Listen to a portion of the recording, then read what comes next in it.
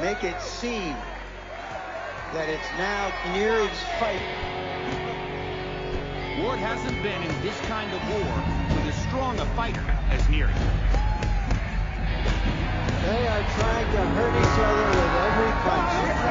They've tested each other's will, now they're testing each other's skill. And Ward wobbled there by a right cross from Neary.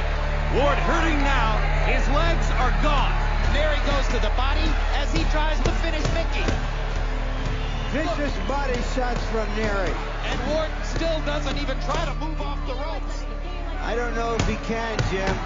He's waiting for Neary to punch himself out. Down goes Mickey Ward, and he may be out. Come on, ass it! Forward! Forward! Come on! Ward is out on his feet. Go back to America! This could be it for Mickey Ward. Come on. Give me the fucking store. What is this doing? Shall we get the fuck out of here? We high heels. Go get a fucking coffee. His brothers got Ward jumping to wake up his legs. I think this could be Ward's last chance to turn this fight around. It's Mickey Ward against the aggressiveness and clean punching of Shea Neary. If you don't have your defense up, you can really get hurt. He's making it very difficult for Mickey Ward. I don't think he's going to get into it at this rate. This is a survival mode. Are you like me? Huh? Was just good enough to fight Sugar Ray? I never had to win, did I? You got to do more than that. You got to win a title. For you, for me, for Lowell. This is your time, all right? You take it. I haven't been playing my glue. You don't have to, all right? You fucking get out there. You use all the shit that we've been through, all that fucking anger, all the shit that we've gone through over the fucking years. You put it in that ring right now. This is yours. This is fucking yours. Okay. Fucking head, body, head, body. Say it back to me.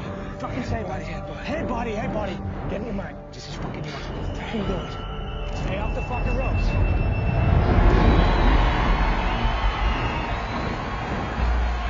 If I'm in Mickey Ward's corner tonight, I'm thinking if he doesn't pick things up this round and get going and just get totally wiped out.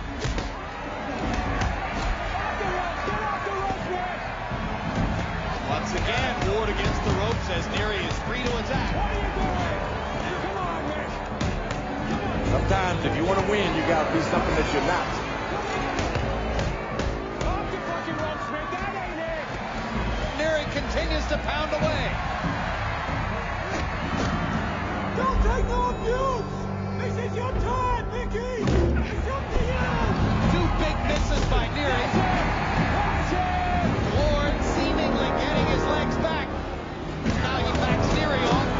Ward trays his way back. Ward nods as if to say, come on. Come on, let's fight. Just imagine if you bought a ticket. Closer and closer to Neary's ribcage.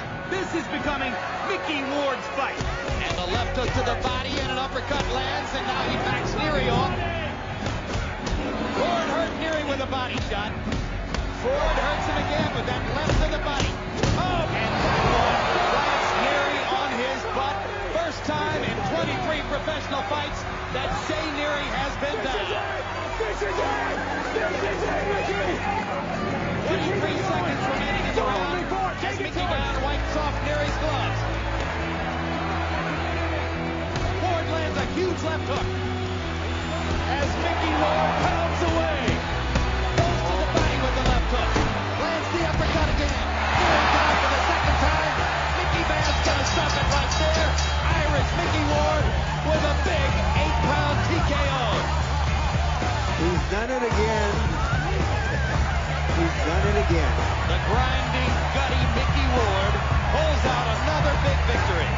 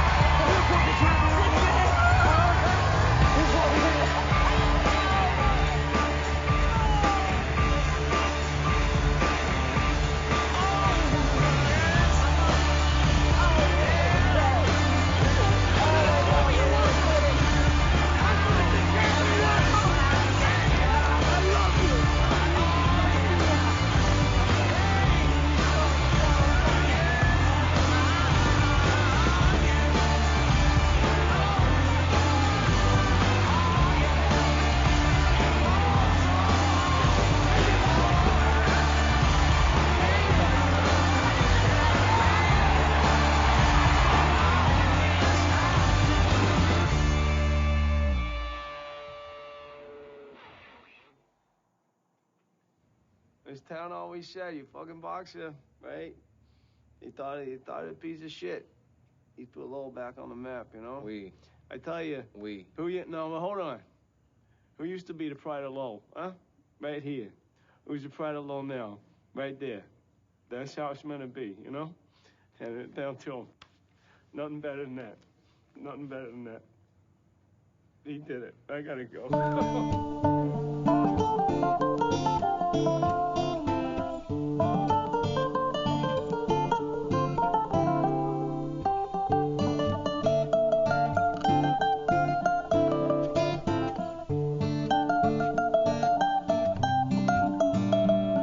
Hey, welcome back. I hope you enjoy an extension of the topics from last week, the Trinity and the Passion, and now salvation and resurrection, and hopefully non-religious fashion. No intention to be religious on this. The opening that was The Fighter with Christian Bale and Mark Wahlberg about Dickie and Mickey Ward from Lowell, Massachusetts. I'll talk more about it in the podcast. I hope you enjoy. Visit us, connect with us on synthesismeaning.me. I'm Neil McDougall, and as painful as it is, Logos is definitely rising.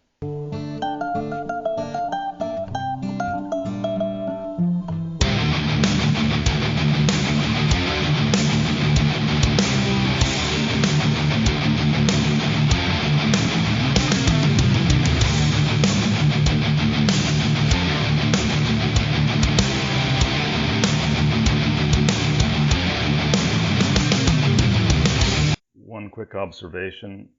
I think that our audience, the people that are listening intently. These are highly intelligent, and these are also the people that share things and challenge and are articulate communicators. So I'm really encouraged by the feedback and the sharing that I've seen online of some of the topics that it may be just synchronicity happening, but it really seems like there are some great seeds that are happening through these podcasts, and that's extremely encouraging. If I told you what I was going to try and cover today, it would sound too ambitious, but it really boils down to two simple things. There's a guy named James True. I was really impressed with him. I saw him on a podcast interview a few weeks ago, and he's really coming through with some big insights. And so he had an article recently called The Greatest Apocalypse Ever. So I'm going to share I'm going to kind of bracket the talk today, the podcast, full of the key points from his article. And then in the middle, I'm going to talk about some movie themes, film themes, modern ones. Turns out that most of my favorite films in the last 10 years all have a life extension or some form of born again or resurrection type of theme in them, which I never noticed before now. So the films that I really love and I watch over and over again, they all have this born again theme, and that's exactly what we're all going through right now. We're having this ego death at the moment, and the trick is to try and see the wisdom in it and embrace the pain and see the long arc of history trending hopefully towards good, as long as we all own our part here. But first, I'll start with a quote from the James True article. You'll get the sense it ties in with the theme at the beginning, and then we'll get into the film discussion. There are rites and rituals to this order. Once you know about evil, it's painful. Once you understand why it's painful, it's liberating. If no one lied, no one would discern. Lies open our aperture like a lotus. Blind trust in man is man's placenta. It must burst so we breathe on our own. The hidden hand is here regardless of who knows it or likes it. The hidden hand of God grooms its children with lies. Truth is too soft for a comb. Lies pull through our tangles, raising an awakened child, immersed in its environment. Our aversion to combs hides the care behind the tug. We throw tantrums in the department store because we want a new toy instead of shoes. Children are always the last to realize the love of their parents. I think it's just a really powerful way of making the point about seeing the good in this. We would all be stuck in these NPC Homer Simpson existences, drinking beer and watching soaps probably without an original thought in our head if we weren't awakened by all the deception around us all the time. So there's so much good that comes out of it. There's so much making us stronger that comes out of it. It's just really difficult when you're suffering these little ego deaths to embrace, to see the positive in it. And the suffering is real. Suffering is real for everybody. First, I just feel like I know these are themes, these are like metaphors that are biblical in nature, and some of the language is biblical. I'm not taking this in the direction of anything biblical or religious. It's just the more apocalyptic the things get, just like Peterson used to say, Jordan Peterson, the more apocalyptic things get, the more that religious language and metaphor is the only thing that seems to clarify and it seems to help in the understanding. So that's why this is. I get really turned off when I see a super successful athlete using some of these like born again slogans. I'm happy for people when they found some spirituality and it's helped them with their own salvation. But it often comes across to me sounding like a cult spell casting. These are just spells that they've been put under, So I'm very happy for people when they find a way to manage through the struggles of life. It's just, I just want to let you know I'm not heading in that direction of just biblical language for its own sake. So one little thing, I will tie this back later, but the dark occultists in this world, they refer to the normies, the masses, as the dead because they think they're spiritually dead. I think for us, for people probably in this podcast community, the NPCs, we kind of see them as dead. I often call them zombies. It's a zombie apocalypse out there. And I think that that's relevant with, we're trying to awaken people, right? It's relevant to the theme.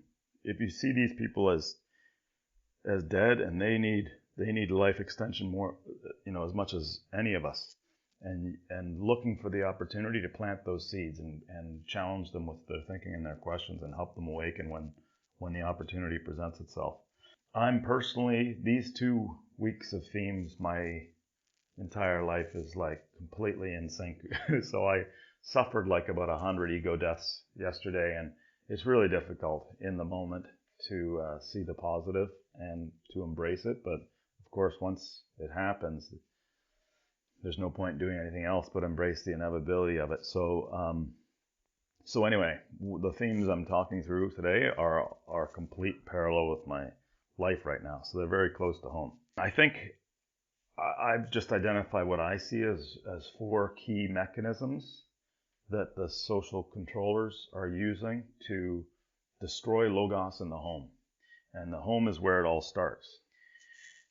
If you can kill open, honest, candid, collaborative dialogue in the home, you've weakened that family completely.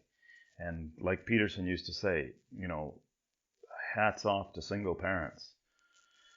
But when you only have one parent operating, or maybe only one parent talking, or one parent engaged, that household is operating in a brain imbalance, essentially. That's not a sane household. Whatever that one individual's, no matter how well adapted they are, whatever their imbalances are, becomes the imbalances of the household. You don't have that counterbalance of the contrast of the opposite. And if you had 2 parents collaborating, especially if you get a household of 4, 2 kids, and everybody's collaborating, that's where you get a sane existence that you can go out and adapt to the world, or you can come back and regroup and you can talk it through and help understand and do better the next day. I guess that's the other point I may have missed last week, is that that Peterson often makes the point, doing right in the world, that sounds great, but it's not an unerring process. It's a stumbling and fumbling and bumbling forward to hone these micro routines until you get better and better and better at it. That's a big part of what Logos is. It's course correction when things aren't working and talking it through. So the manipulators are using what I see as like at least 4 key mechanisms. One is the cunning of reason I mentioned last week, and that's people that just rely on their rationale. They think that if they follow the logic and it's really cunning, but it makes you think. And this comes out in the movie The Inception. It makes you think that like it's your own idea, that you've come up with this logic, so you own it even more. But it's that problem reaction solution, or in a computer program, it's an if then else statement. It kind of corrals you down a false binary, and they're happy if you take one side or the other, as long as you don't step back and see the game that's being played. So that's the cunning of reason. So if somebody's living largely through a kind of a rational computer mind, it's very, very easy to trick them. If they're not doing that cross-check back to what's right or their conscience, they're an easy target for manipulation. The other one is emotional manipulation. Everybody's got their emotional immaturities. But really, we've got like a massive state of psychological infantilism where people are looking to the world. I've talked about this before, but they think that the people that are running the world are some adults somewhere else. You got 50-year-old men that think that the adults, quote unquote, in Washington are going to take care of this.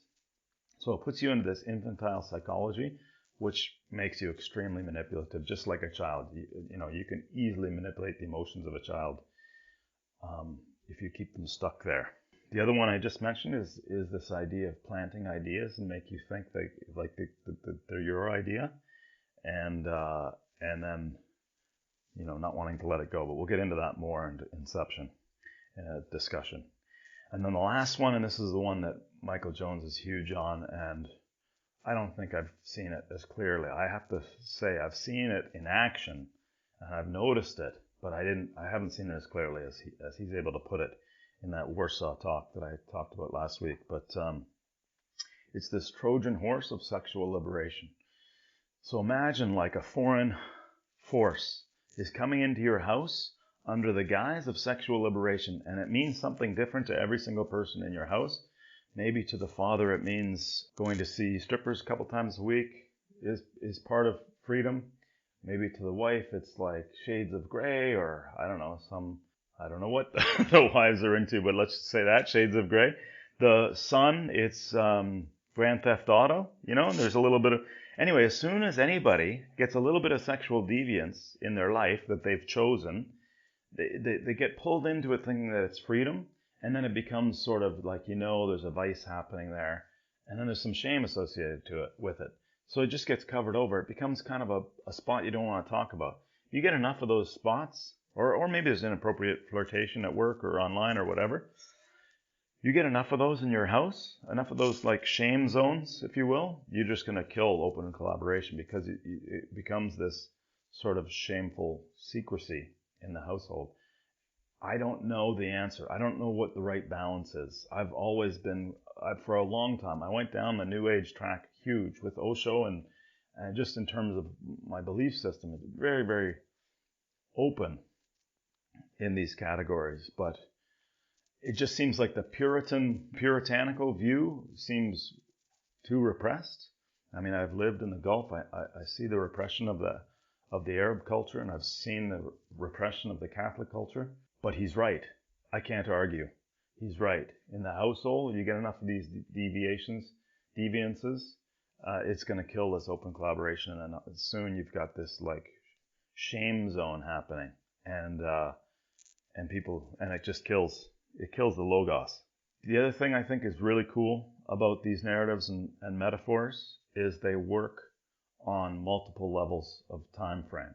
So Peterson used to talk about micro routines, which is really powerful, and that's really where you're going to change your life. Your little micro habits of how you deal with these challenges, how you manage arguments, how you prioritize your day, and so on. But you can look at the arc of your life, or at the arc of your nation, at the arc of your culture, the arc of your career, if you want to use that word. They work at all, is like a fractalized. These stories can work in the micro and they can work in the macro. And they're really powerful. So if you see the long arm of history, the long arc of history, and the logos at work, that's this faith that there is a hand at work, and it's tending towards good over time, even though it looks quite dark right now. But anyway, I think that time frame fractalization is a really good thing to keep in mind. Okay, so I'll start with the films. First, I'll give you a couple of examples of how, Michael Jones talks about the choice between life. It's really a choice between life and death, a choice between logos or narcissism. Do you want to be contributing to progress and forward action, or do you want to be a parasite in that process and be manipulating and stealing the hope and promise and out of the process? So in the case of, it's a suicide versus salvation kind of binary, if you will. The one I watched, and I have to say I was completely stumped by it. And then I went and I Googled a bunch of what was the meaning of this film? And the analysts were all stumped by it. But it was called A Serious Man. It's a Coen Brothers film. And it's sort of, I guess, Groundhog Day kind of a situation. And you're just not really sure what the filmmakers are saying. It takes a long time. I mean, the main character it's a Jewish culture. It's a Jewish family, traditional, and you just can't see the mistakes he's making, but you can see that he's completely lost and spiritually completely vacuous. And so I think, and the one with the slogans he keeps saying is, "I didn't do anything." And what's going on? He's got those two all the way through the film. So what's going on? He's just a weak, passive spectator. Really weak comment, right? And I didn't do anything. What he was saying was I'm not guilty of anything, but he also didn't do anything in terms of taking control of his life and taking the lead in his house and taking the lead in his career. He's followed the rationale. He's sort of fallen into this cunning of reason, and he's in this complete rut of like a rat maze. And you can see the emptiness of it, but you can't see what he's not doing. And I think it's because this life extension, this surrender, and this speaking out and taking action and processing with his inner circle isn't happening. But it's really hard to see, and even the analysts mostly couldn't see it. But the other two that were very, very similar is Midsommar. It's a Swedish film. It's a horror film. And Wicker Man. I didn't get all the way through Midsommar yet. But these are like pagan cult rituals. And they look kind of fun, and it's sort of sexually liberating, and it's devious or deviant. And it seems harmless, and everybody seems so happy and beautiful and dressed so beautifully, and they seem to be one with nature. And this is all these really, it kind of sucks you in that way. And by the way, this whole current virus situation, to me, it's 100% a death cult. It's a complete doomsday cult. And the charismatic leader, quote unquote, is whatever the news person these people are tuning into. But people are just embracing this idea that there's a doomsday coming. They love it because it lets them off the hook for every mistake they've ever made and any responsibility for the whole situation. They just check right out and be a spectator. But in The Wicker Man, maybe that's a perfect example. You can see the guy gets there, and at first you think he seems kind of prudish, and they seem like they're having such a great time. They're drinking. There's like young naked women dancing in the park, and there's all this, and it seems like he's the prude. But it leads, you can see where it leads. It leads towards this nihilistic death cult. It's a death cult with under the guise of the sexual liberation. And I think the original Wicker Man is the one I'm talking about. And I'm quite sure that's where Midsommar, the Swedish film, is going as well. But it looks, you can see how you can get tricked so easily, especially if you're raised in that culture. And especially if you haven't been exposed to its alternative. You can easily get sucked into we're so open-minded. What's wrong with being open-minded? And then next thing you know, you can see the darkness of that, of the lack of a value system, or an upside-down value system, really. So here are some of the movie titles that I think. So those are the negative examples. Okay, those are like spiritual suicide, essentially.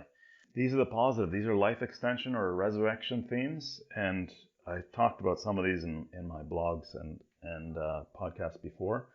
but I'm only going to focus on one or two. But Unstoppable is excellent in this regard. The Game with Brad Pitt and Robert Redford, or sorry, Spy Game with Brad Pitt and Robert Redford, and The Game with Michael Douglas. Vanilla Sky I had last week is a theme of life extension. It kind of loses its way near the end, but it's definitely got this resurrection theme happening. And then The Fighter that we opened with. So Inception, let's just focus on that one because I think it really hammers it all home. Besides what I've already said, it opens up with the old Japanese man saying like he's an old man filled with regret. So he's just a shadow of his former self. He's just going through emotions. He's an NPC now. And he realized that he never woke up into his soul life, essentially. He was pursuing, I think the implication is, he's pursuing like material wealth and material existence at the expense of his own spiritual existence. And then the wife, played by Marion Cotillard, the wife of the Leo DiCaprio character, she commits suicide in the film, but it's basically Leo DiCaprio planted an idea, and this probably happens, with all young couples, that we're gonna stay like this forever. This is gonna be our reality. We're gonna just celebrate our anniversaries magically. But she gets attached, and I think the reason she gets attached so much to this idea is explained that her grip on reality, he says that she locks it away and she deliberately forgets about it. So to me, that's an analogy for life trauma. She's got some buried trauma so deep that she's deliberately at some point made a conscious choice to never remember that again. And she locks it away. So now she can't, her reality is too much to bear. So what's her choice? Her choice is to latch on to the best fantasy that she can think of, which is this one that they planted as an early couple, of just living sort of a paradise hedonistic existence forever and ever. So she wants him to commit suicide with her because she wants to go back to this paradise. So she's convinced that what is their reality isn't real. And by committing suicide, she'll wake up into this paradise. So to me, it's the metaphor of she's committing a spiritual suicide so that she can live in a fantasy land, magical thinking. And not only that, she poisons the well for him. So he can't, the Leo DiCaprio character, play her husband, he has no choice. Because she gets certified as sane with 3 psychologists and then files an affidavit with a lawyer that she's afraid for her life. Her husband, she's afraid he's going to kill her if she gets a chance. And then she stages a murder in this room where they're celebrating an anniversary. So he's got to give up reality and latch on to this idea that he knows is fake and, commit suicide in reality, or be banned from his household forever and ever because she's framed him and there's going to be a warrant out for his arrest in his home country.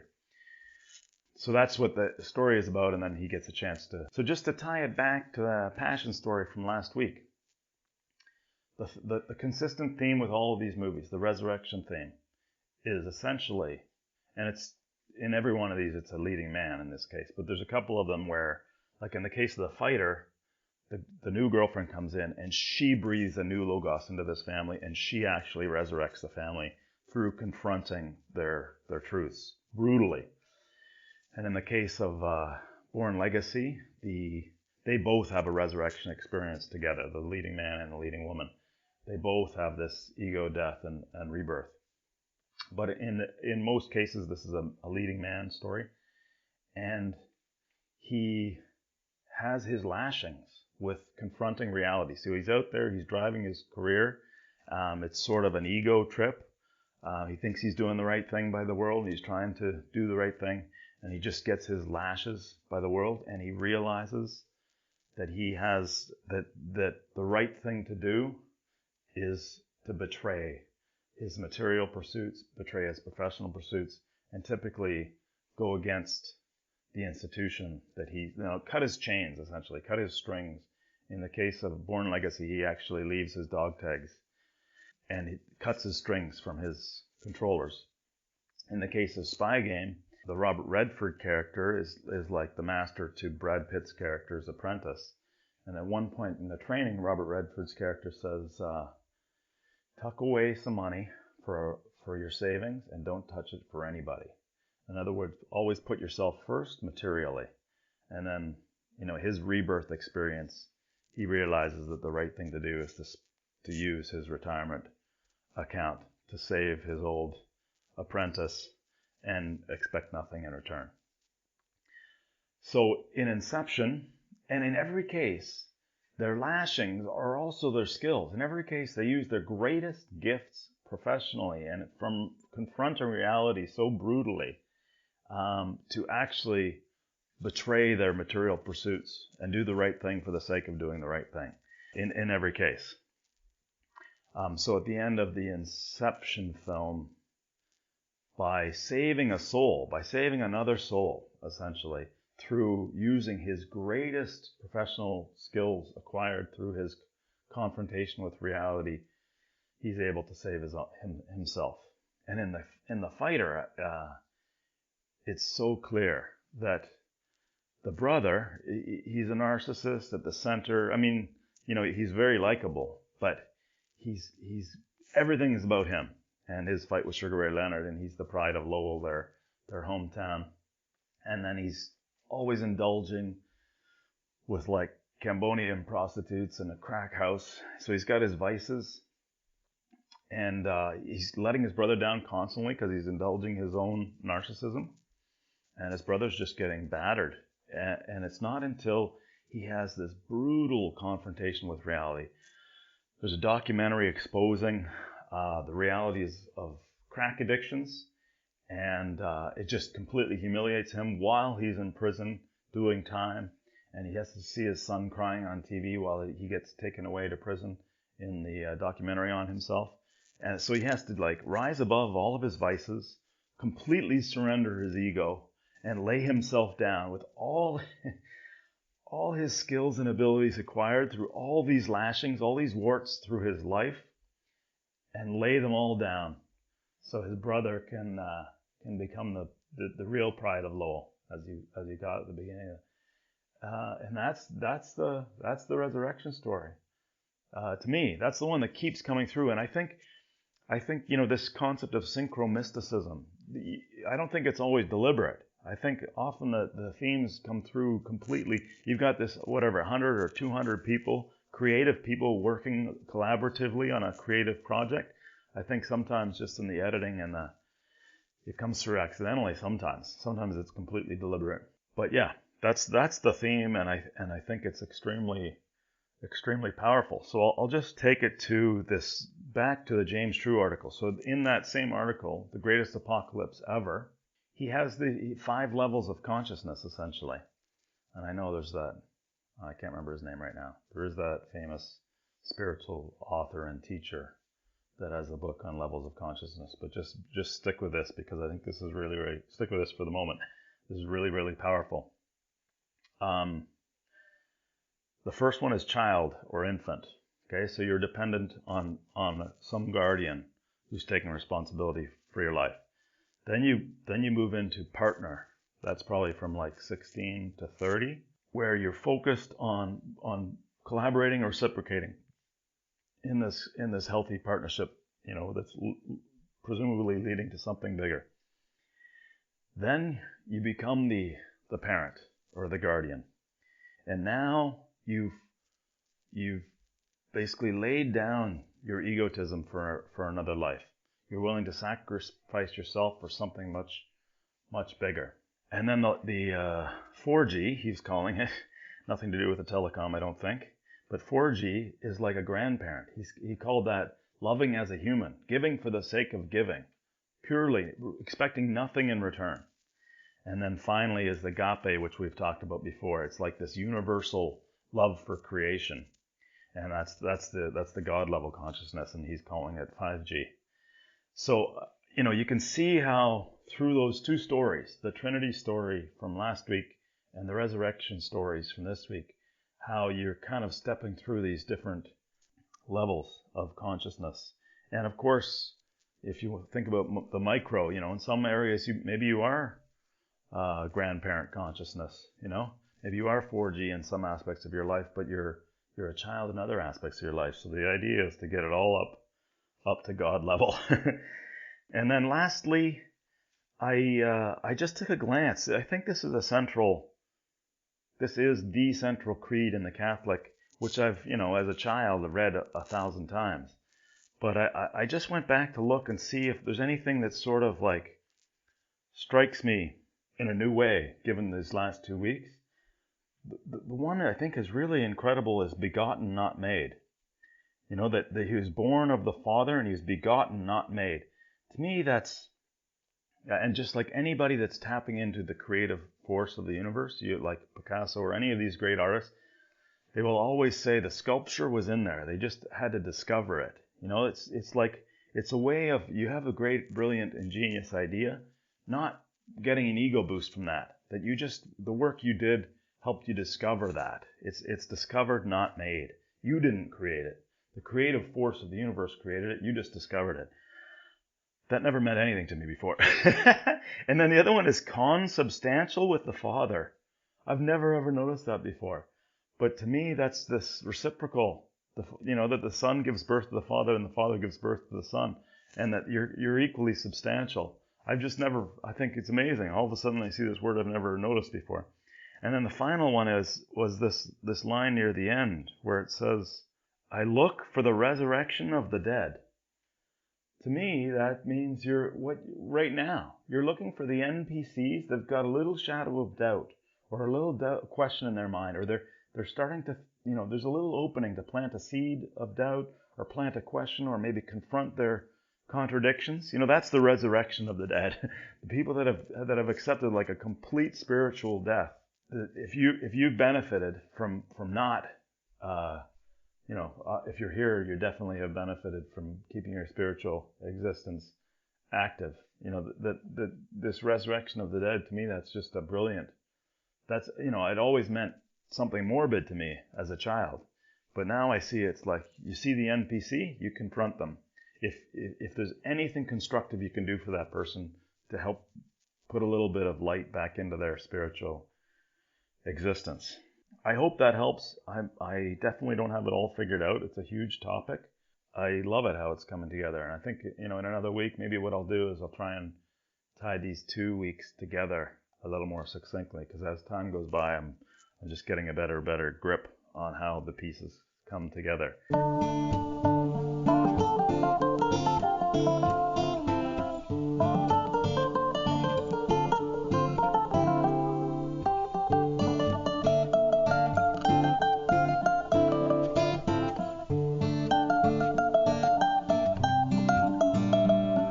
McDougall, and as painful as it is, Logos is definitely rising.